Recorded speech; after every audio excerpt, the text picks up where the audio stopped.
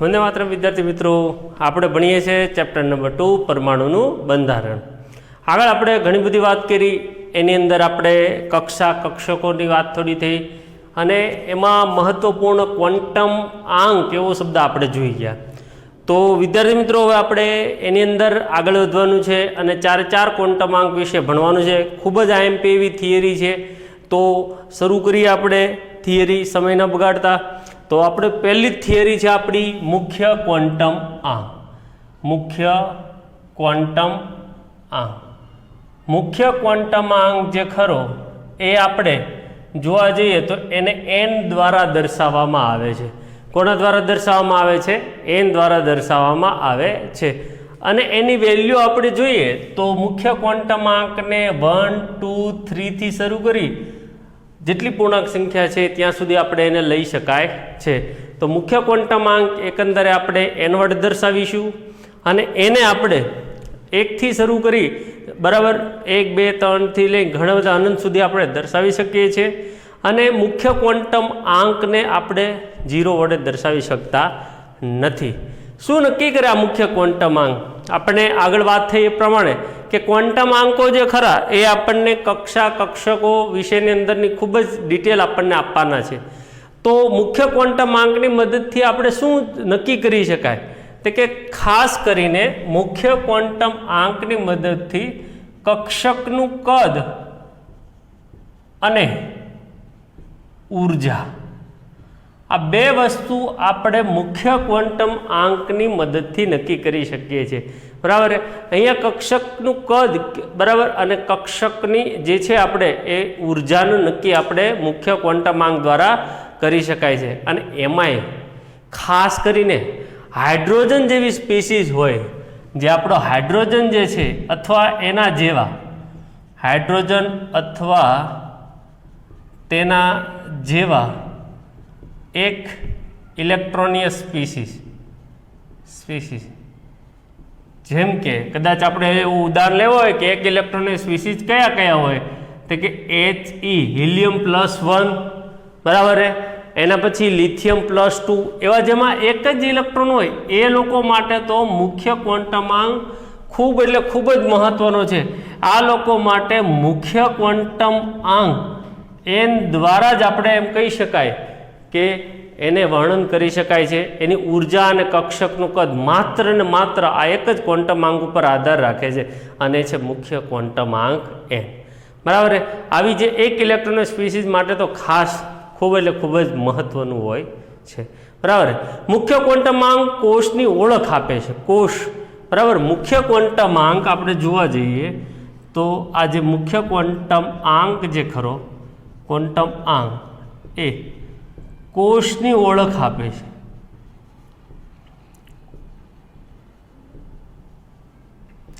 એટલે હું સર તો કે જો અહીંયા n બરાબર આપણે 1 લઈ લઈએ, n બરાબર 1 તમે લઈ લો બરાબર, તો એક કોષ k, 2 લઈ લો l, 3 લઈ લો m, 4 લઈ લો n, એવી રીતે આપણે આગળ વધી શકાય છે. એટલે કે અહીંયા તમે n બરાબર 1 લઈશો તો મુખ્ય ક્વોન્ટમ આંક એટલે n બરાબર 1 એટલે અહીંયા મુખ્ય ક્વોન્ટમ આંક એમ કહી શકાય કે કોષની સંખ્યા k. n બરાબર 2 તો કોષ જે છે એને l વડે દર્શાવીશું. 3 એટલે m અને 4 એટલે n. મોટાભાગે આપણે 1, 2, 3, 4 સુધી આપણી લિમિટ છે, આપણે વાંધો નહીં આવે. 4 સુધીની અંદર આપણને તમામ વસ્તુ ખ્યાલ આવી જાય. બરાબર, એટલે અહીંયા મુખ્ય ક્વોન્ટમ આંક જે ખરો એ કોષની ઓળખ આપે છે.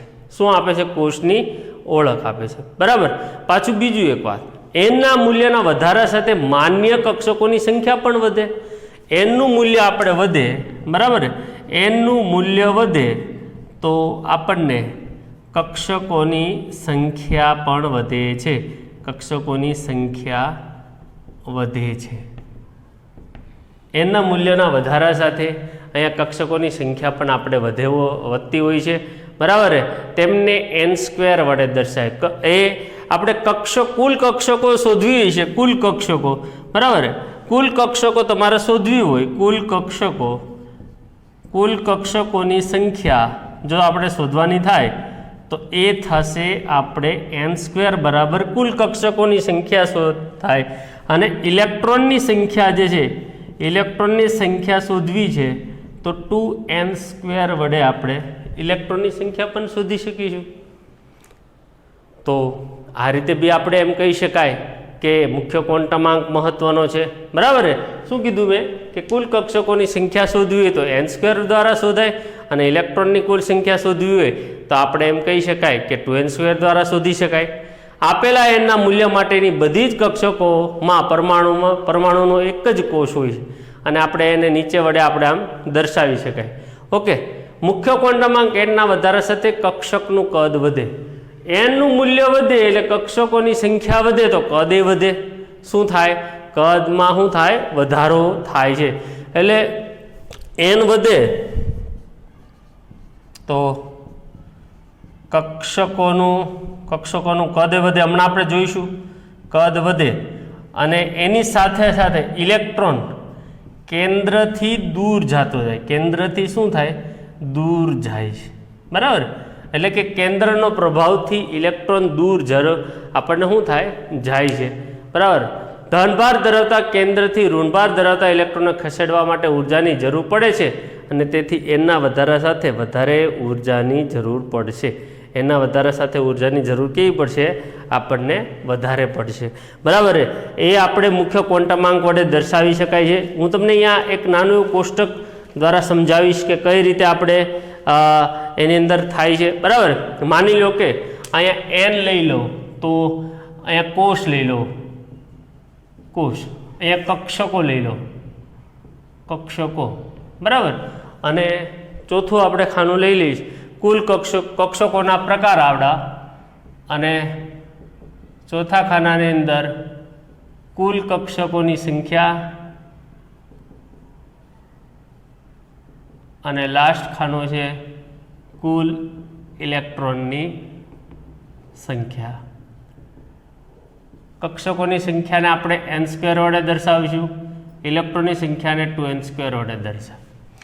જોઈએ હવે આપણે માની લો કે કોષ n બરાબર 1, તો આપણો k નંબરનો કોષ થશે. કયો થશે? k નંબરનો કોષ થશે, અને એની અંદર ખાલી ને ખાલી 1s કક્ષક જ નો સમાવેશ થાય. કોનો સમાવેશ થાય? 1s. બરાબર? બીજું એક વાત તમને જરાક હું ફરી યાદ અપાઈ દઉં કે કક્ષકોની આપણે જરાક હું થોડી વાત કરી લઉં. તો s ખરો, s તો એસની અંદર આવી રીતે એક જ કક્ષક હશે, અને એમાં આવી રીતે 2 જ ઇલેક્ટ્રોન આવી શકે. જ્યારે પી જે છે, બરાબર, એમાં 3 એના પેટા પ્રકાર છે. 3 પેટા પ્રકાર, PX, PY ને PZ, એ આપણે પાછળથી ભણવાના છીએ. અહીંયા થોડુંક આપણે આવે છે તો 3 આપણે આવી રીતે દર્શાવી શકાય. એને હું આવી રીતે દર્શાવીશ, અને દરેક ખાનામાં 2 ઇલેક્ટ્રોન સમાવવાની શક્યતા છે. કેટલા ઇલેક્ટ્રોન આવશે? 2. ડી કક્ષક હોય, ડી, તો ડી કક્ષકોમાં 5 પેટા પ્રકાર થશે. 5 પેટા પ્રકાર, અને એને મારે જ્યારે દર્શાવવું હોય તો આવી રીતે 5 ખાના કરી હરેકની અંદર 2 ઇલેક્ટ્રોન હું સમાવી શકીશ.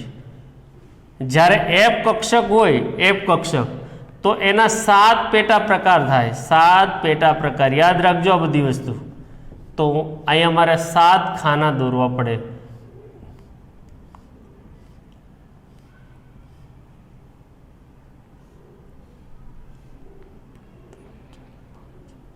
અને 14 ઇલેક્ટ્રોન સમાઈ શકે. આ એક બેઝિક માહિતી જરાક નોંધવી તો નોંધી નાખજો. બરાબર? કે એસ કક્ષક હશે તો એમાં એક જ એનો પેટા પ્રકાર, કોઈ પેટા પ્રકાર જ ટૂંકમાં ન કહી શકાય, એક જ ખાનું બને અને એમાં 2 ઇલેક્ટ્રોન સમાવી શકે. બરાબર? પી જે છે એના 3 પેટા પ્રકાર છે, અને હરેક ખાનામાં 2 ઇલેક્ટ્રોન, એટલે અહીંયા ટોટલ 6 ઇલેક્ટ્રોન થશે. ડી છે એની અંદર 5 પેટા પ્રકાર છે, તો એની અંદર આપણે એકંદરે હરેક ખાનામાં 2 એટલે 10 ઇલેક્ટ્રોન આવશે, અને એફમાં 7 છે, હરેકમાં 2 એટલે 14 ઇલેક્ટ્રોન સમાવવાની શક્યતા આને છે. એટલે અહીંયા ઇલેક્ટ્રોન જોઈએ તો અહીંયા 2 જ ઇલેક્ટ્રોન સમાવી શકે, અહીંયા 6 સમાવી શકે, અહીંયા 10 અને અહીંયા 14 ઇલેક્ટ્રોન સમાવી શકે. તો આવી રીતે કક્ષકો જે છે એ આપણે એસપીડીએફ 4 કક્ષકો જ અહીંયા આપણે લઈશું, આગળની કક્ષકોની વાત આપણે કરવાની નથી. ઓકે, તો આ રીતે એસની અંદર ફક્ત 2 જ ઇલેક્ટ્રોન સમાવી શકે, અને એની અંદર આપણે જોવા જઈએ તો એનો કોઈ પેટા પ્રકાર નથી. પીના 3 છે, યાદ રાખજો, નોંધવું હોય તો એટલું લખી નાખજો અહીંયા સાઈડમાં બુકમાં. અને એની અંદર એના 3 પેટા પ્રકાર છે, અને ડીની અંદર 5 પેટા પ્રકાર છે, એફની અંદર 7 પેટા પ્રકાર છે, અને હરેક અહીંયા પેટા પ્રકારમાં 2 ઇલેક્ટ્રોન સમાવી શકે. તો વિદ્યાર્થી મિત્રો અહીંયા n બરાબર 1 લઈ લઉં એટલે શું કહેવા માગું છું ખબર? અહીંયા કેન્દ્ર હોય ને એની આ ફરતે જે મેં તમને આગળ વાત કરી હતી કે આ રાઉન્ડને આપણે મુખ્ય ક્વોન્ટમાંક ગણી લો, તો આની અંદર પહેલામાં ફક્ત એસ આવશે એટલે 2 જ ઇલેક્ટ્રોન આવશે. કેટલા ઇલેક્ટ્રોન આવશે? Only four 2. એટલે એમાં 1s પ્રકારની જ કક્ષક હશે. બરાબર? કયા પ્રકારની કક્ષક હશે? 1s. અને n નો સ્ક્વેર લઈ લો તો 1 જ થાય, એક જ થાય. અને એમાં 2n સ્ક્વેર એટલે 2 ઇલેક્ટ્રોન થઈ ગયા. એટલે 1s આવશે આપણને.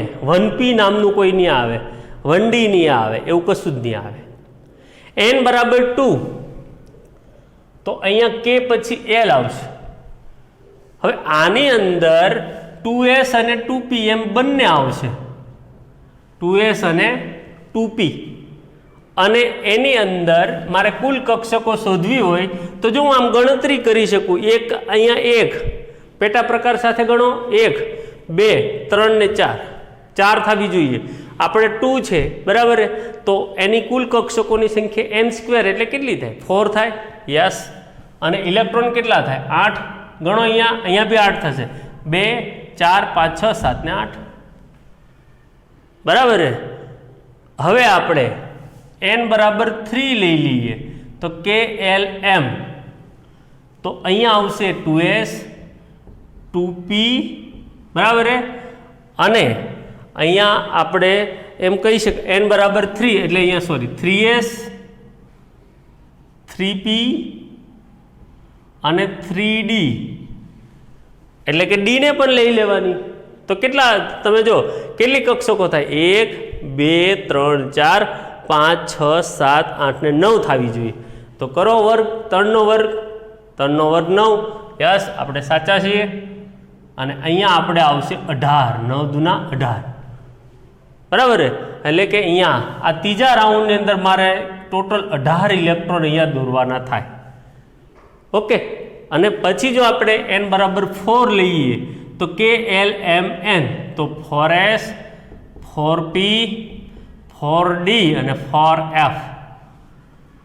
અને એમાં ઇલેક્ટ્રોનની સંખ્યા આપણે શોધવી હોય તો આપણે કક્ષકોની સંખ્યા શોધવી હોય તો આપણે અહીંયા કહી શકાય કે એની અંદર વાત કરવામાં આવે તો 9 ને અહીંયા 16 અને અહીંયા 32. તો આ રીતે વિદ્યાર્થી મિત્રો આપણે એમ કહી શકાય મુખ્ય ક્વોન્ટમાંકનો મુખ્ય ઉપયોગ આ છે. તમારા ટેક્સ્ટબુકની અંદર પણ આ કોષ્ટક નથી, આ બધું કશું નથી. તમે સાઈડમાં એક બુકની અંદર લખી નાખજો, કારણ કે ખૂબ એટલે ખૂબ અગત્યનો છે મુખ્ય ક્વોન્ટમ આંક. એકવાર જોઈ લઈએ, એકવાર આને સમજી લઈએ ફરીવાર, પછી મુખ્ય ક્વોન્ટમાંકનું રિવિઝન કરી દઈએ. જો કક્ષકો જે છે એની અંદર આપણી કક્ષકો આપણે ભણવાની થશે S P D ને F, 4 કક્ષકો આપણે ભણવાના થાય. એમાં S નો કોઈ પેટા પ્રકાર નથી, એટલે S ની અંદર એક જ ઓનલી, અને એમાં 2 ઇલેક્ટ્રોન સમાવી શકે. P ની અંદર 3 પેટા કક્ષકો છે એટલે 6 ઇલેક્ટ્રોન સમાવી શકે. D ની અંદર કેટલા છે? 5 છે. કેટલા ઇલેક્ટ્રોન સમાવી શકે? કક્ષક 10 ઇલેક્ટ્રોન સમાવી શકે. F ની અંદર અહીંયા 7 પેટા પ્રકાર છે એટલે 14 ઇલેક્ટ્રોન સમાવવાની શક્યતા એનામાં છે. તો અહીંયા S P D F ના હિસાબે આપણે લઈએ, બરાબર? તો આ રીતે આપણે થઈ જાય છે. પેલા કક્ષકો સમજ્યા. હવે આપણે અહીંયા મેઇન ઉપર આવીએ તો મુખ્ય ક્વોન્ટમાંકને આપણે n દ્વારા દર્શાવવામાં આવે છે. અને અહીંયા n બરાબર 1 2 3 0 નથી હોતી હંમેશા, કારણ કે અહીંયા 0 એટલે તો એનો કોઈ અર્થ જ નથી. 1 થી શરૂ કરી અને અનંત સુધી લઈ હોય તો લઈ શકાય. બરાબર? કક્ષકો મુખ્યત્વે અહીંયા મુખ્ય ક્વોન્ટમાંક શું નક્કી કરે? કક્ષકોનું કદ અને ઉર્જા. જો હું આમ બોલું કે n બરાબર 4 તો 4s એટલે અહીંયા એકદમ ચોથા નંબરની લાઈનમાં આવેલી કક્ષક છે, તો સ્વાભાવિક છે કે પહેલાં કરતાં ચોથાનું જે કદ છે એ મોટું જ થવાનું છે. તો એ કક્ષકોનું કદ અને વિથ ઉર્જા પણ અહીંયા આપણને શું કરી શકાય છે? અહીંયા સમજાવવામાં આવે છે. ઓકે. અહીંયા બીજી એક વાત કે હાઇડ્રોજન અથવા એના જેવી એક ઇલેક્ટ્રોનની સ્પીસીઝ હોય, જેમ કે He+1 Li+2, એની માટે તો મુખ્ય ક્વોન્ટમાંક ખૂબ એટલે ખૂબ મહત્વની છે, કારણ કે એ જેમ કહી શકાય કે આવી સ્પીસીઝ જે છે એમાં ઉર્જા અને કક્ષકનું કદ માત્ર એક કક્ષક એક ક્વોન્ટમાંક દ્વારા સમજાવી શકો આરામથી. ઓકે, તો ઉર્જા અને કક્ષકનું કદ આપણે મુખ્ય ક્વોન્ટમાંક n દ્વારા સમજાવી શકાય છે. મુખ્ય ક્વોન્ટમાંક જે ખરો બરાબર એનો કોષની ઓળખ આપે છે. n બરાબર 1 2 3 4 લેવામાં આવે તો કોષ K L M N આપણે દર્શાવી શકાય છે. એનનું મૂલ્ય વધે એમ કક્ષકોની સંખ્યા વધે આપણે જોઈ જ શકીએ છીએ. એનનું મૂલ્ય વધે કક્ષકોની સંખ્યા અહીંયા વધારે જ છે. ઓકે, કુલ કક્ષકોની સંખ્યા તમારે માપવી હોય, ખાસ IMP વસ્તુ આ છે, MCQની અંદર બી ખૂબ મહત્વતા દર્શાવે છે. કક્ષકોની કુલ સંખ્યા આપણે જોતી હોય તો n² વડે આપણે દર્શાવાય, અને ઇલેક્ટ્રોનની કુલ સંખ્યા જોતી હોય તો 2n² વડે આપણે દર્શાવી શકીએ છીએ. ઓકે, તો આ રીતે આપણે ઇલેક્ટ્રોનની સંખ્યા 2n², કક્ષકોની સંખ્યા n². nનું મૂલ્ય વધે એમ કક્ષકોનું કદ વધે, ઇલેક્ટ્રોન કેન્દ્રથી ક્યાં જતો જાય છે? દૂર જતો જાય છે. ઓકે, તો આ રીતે વિદ્યાર્થી મિત્રો આપણે એને સમજાવી શકાય છે. અહીંયા એક કોષ્ટક દોરવામાં આવ્યું, એમાં n બરાબર અહીંયા આપણો nની વેલ્યુ 1 2 3 4, કોષની સંખ્યા K L M N, કક્ષકોનો પ્રકાર એક હોય તો 1s પહેલાં, પછી 2 હોય તો 2s ને 2p, 3 હોય તો 3s 3p 3d, 4 હોય તો 4s 4p 4d ને 4f. અને ત્યાં પછી મેં તમને સમજાવ્યું કુલ કક્ષકોની સંખ્યા n², અને પછી આપણે સમજીશું કુલ ઇલેક્ટ્રોનની સંખ્યા 2n². બરાબર. તો આ રીતે આપણે એમ કહી શકાય કે એના દ્વારા આપણે સમજાવી શકાય છે. બરાબર. આ પેટા પ્રકારો બી ખાસ યાદ રાખજો. આગળના ક્વોન્ટમાંક હમણાં લઈશું એની અંદર આ ખાસ આપણે જરૂરી બનશે. તો વિદ્યાર્થી મિત્રો પહેલો ક્વોન્ટમાંક આપણે સમજી લીધો. હવે આપણે જઈએ બીજા ક્વોન્ટમાંક ઉપર. તો બીજો ક્વોન્ટમાંક સમજીએ, અને એ છે આપણો ગૌણ ક્વોન્ટમાંક.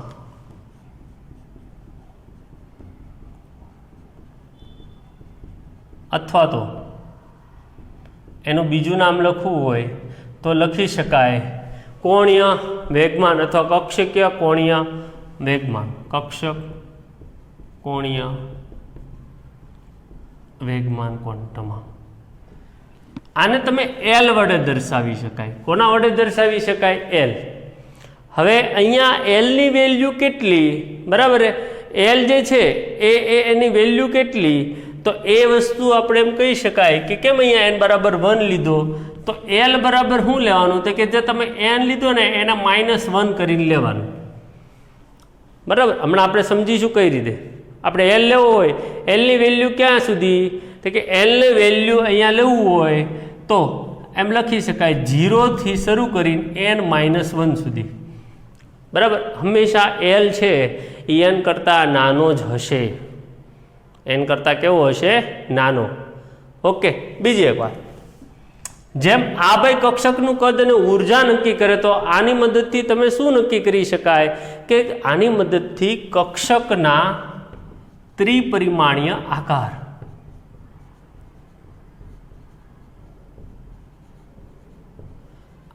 નક્કી થાય. કક્ષકના ત્રિપરિમાણીય શું નક્કી થાય? આકાર નક્કી થાય છે. બરાબર છે. હવે જો હું અહીંયા n બરાબર 1 લઈ લઉં છું, સાંભળજો. તો L બરાબર n-1 મારે લેવાનો થાય, તો L બરાબર મારે મૂલ્ય આવશે 0. L બરાબર શું આવશે? 0. બીજું અહીંયા જો હું n બરાબર 2 લઈ લઉં છું, તો L બરાબર શું આવશે? તો કે સાહેબ 2 - 1 એટલે 1 નહીં. L બરાબર આવશે 0 અને 1 બંને આવવાના. 0 અને 1 બંને આવશે, યાદ રાખજો. n બરાબર 3 લઈ લઉં છું, તો L બરાબર મારે લેવાનો 0 1 2.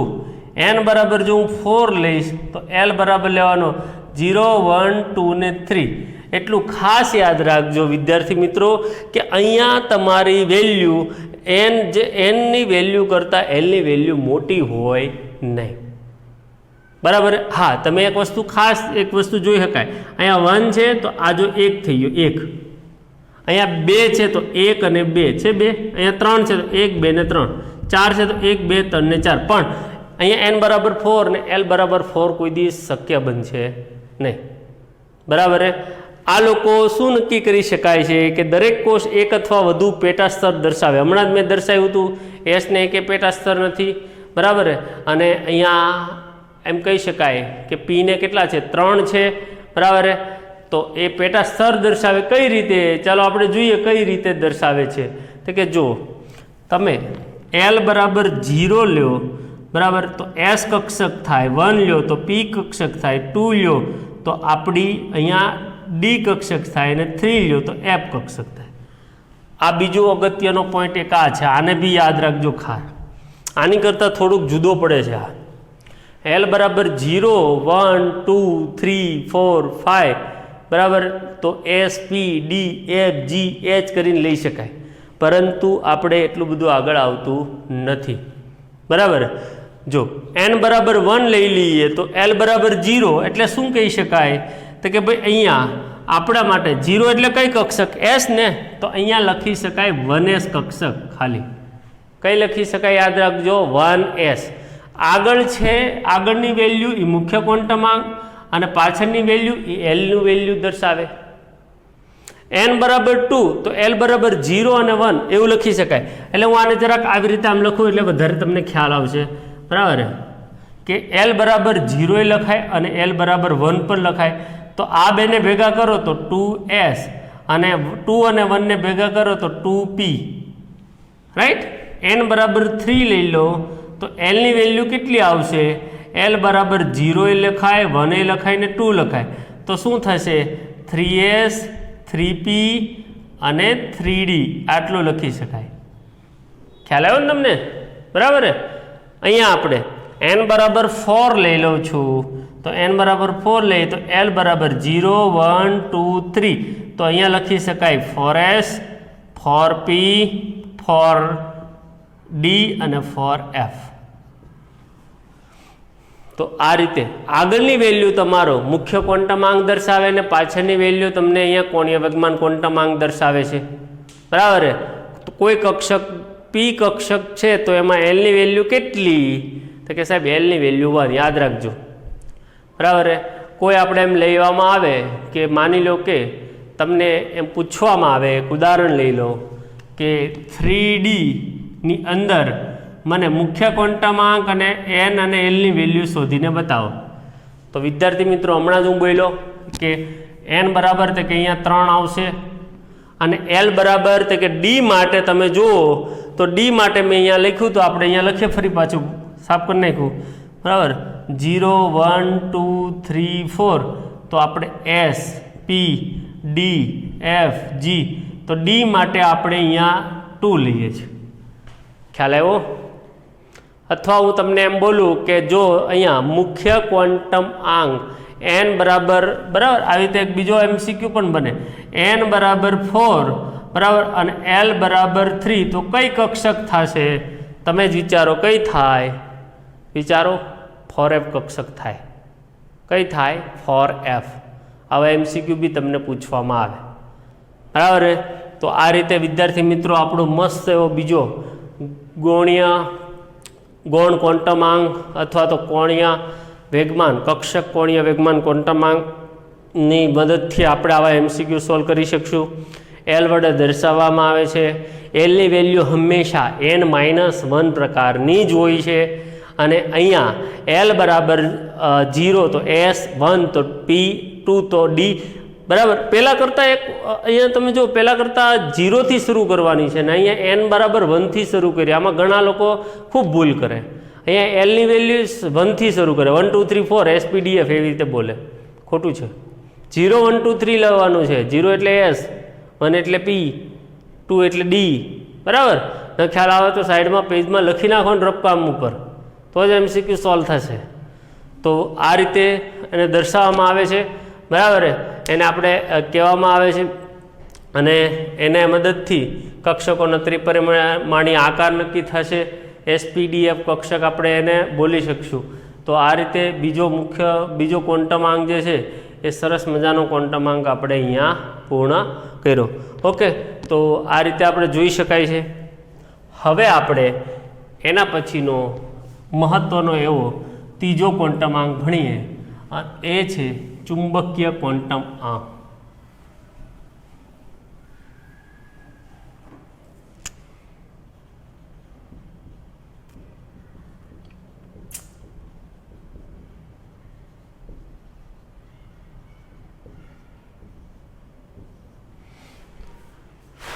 ચુંબકીય ક્વોન્ટમાંકને આપણે એમ વડે દર્શાવવામાં આવે છે. શેના વડે દર્શાવવામાં આવે છે? એમ એલ વડે અહીંયા એમ અને સાઈડમાં લખવું હોય તો નાનો એલ. તો આ રીતે એમ વડે દર્શાવવામાં આવે છે. બરાબર. એ શું નક્કી કરે છે કે નિર્દેશક યામો પ્રામાણિક સેટના સંદર્ભમાં કક્ષકોના અવકાશ દિક સ્થાન નક્કી કરે. એટલે કે અહીંયા જે કક્ષક જે ખરી ઓકે એ લોકોના એમ કહી શકાય પીએક્સ, પીવાય, પીઝેડ, ડીએક્સવાય, ડીવાયઝેડ, ડીઝેડએક્સ એ યામ નક્કી કરે છે. ઓકે તો આનો સંબંધ પાછો એલ સાથે હશે. બરાબર.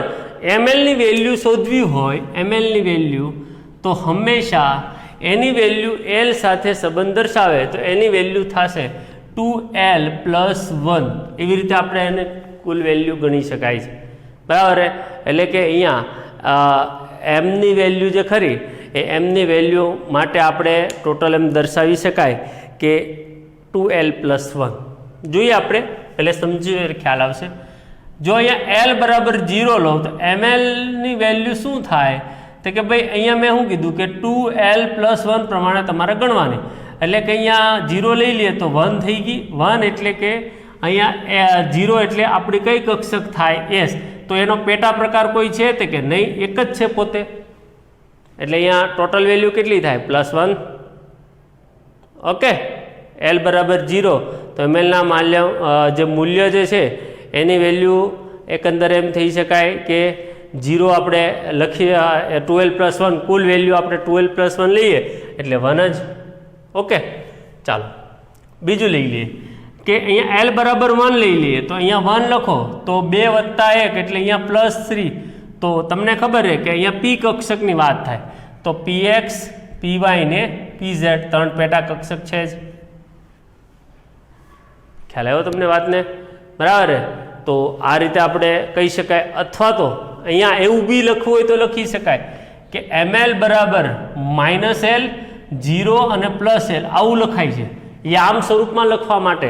એટલે જો અહીંયા આ જે છે એ કુલ સંખ્યા દર્શાવે. કુલ સંખ્યા. બરાબર. આ કુલ સંખ્યા માટે આ વાપરવાનું છે અને પહેલા માટે -l 0 અને +l એટલે કે અહીંયા કુલ સંખ્યા માટે આપણે લખીશું 12 + 1. તો કુલ સંખ્યા માટે થશે અહીંયા +1 અને આની માટે 0 એનું કોઈ યામ હોતો નથી. બરાબર. આની માટે કુલ સંખ્યા થશે +3 એટલે કે 3 થશે 12 + 1 પ્રમાણે. અને આમાં લોકો તો -1, 0 અને +1 આવું લખવાનું થાય. બરાબર. એટલે કે ટૂંકમાં હજુ મારે આમ દર્શાવતો પીએક્સ, પીવાય ને પીઝેડ આમ કહેવા માગે છે. રાઈટ. અહીંયા એલ બરાબર 2 લઈ લો એટલે આપણી કઈ કક્ષક થઈ ગઈ? એસપી પછી ડી આવે. તો કુલ કેટલી થાય તો કે કુલ ગણો. અહીંયા કુલ સંખ્યા ગણો. અહીંયા 2 મૂકો એટલે 5 થશે. જો આને લખવું હોય તો -1 -2 -1 0 +1 ને +2 તો કે dxy dyz dzx dx² - y² અને dz². એમાં જે 5 પેટા પ્રકાર છે એ 5 પેટા પ્રકાર આ રીતે આપણે સોલ્વ થાય. MCQ બાબતમાં અંદર પણ આંકડા ખૂબ મહત્વના છે, યાદ રાખજો. બરાબર. તો આ રીતે વિદ્યાર્થી મિત્રો આપણે ML ચુંબકીય ક્વોન્ટમાંક જે છે એને આપણે આવી રીતે દર્શાવી શકાય છે. બરાબર.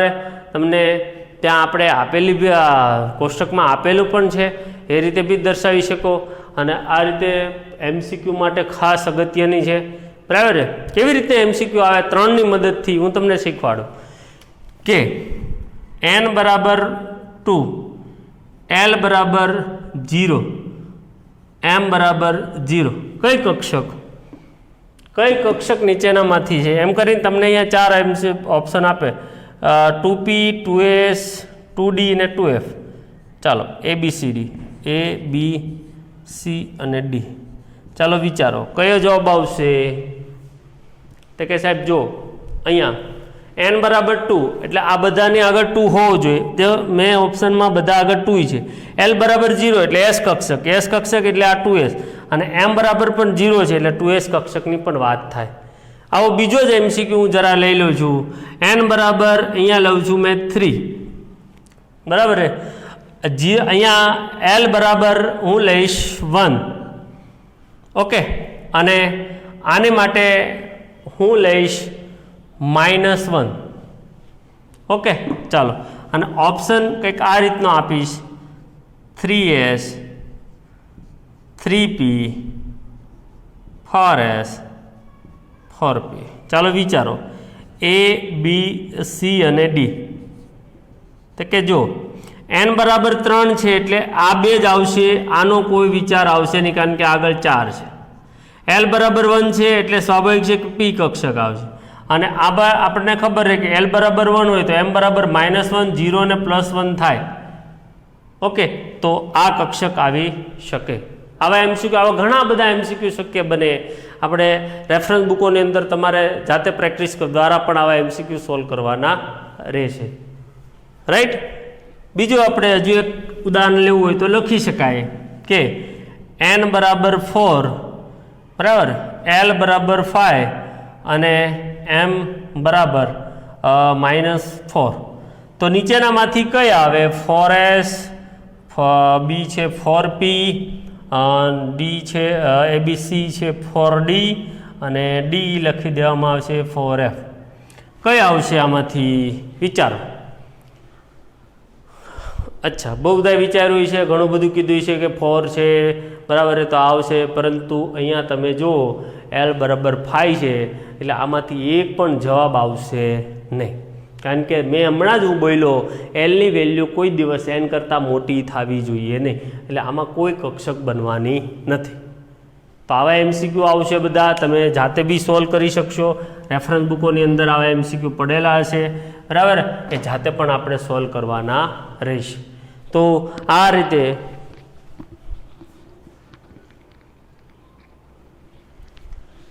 આપણા 3 ક્વોન્ટમ આંકને આપણે ખૂબ સરસ રીતે જોઈ ગયા. ચોથો ક્વોન્ટમ આંક જે આપણો બાકી રહેશે એ ક્વોન્ટમ આંકને હવે નેક્સ્ટ આપણા વિડીયો લેક્ચરની અંદર જોઈશું. આવજો.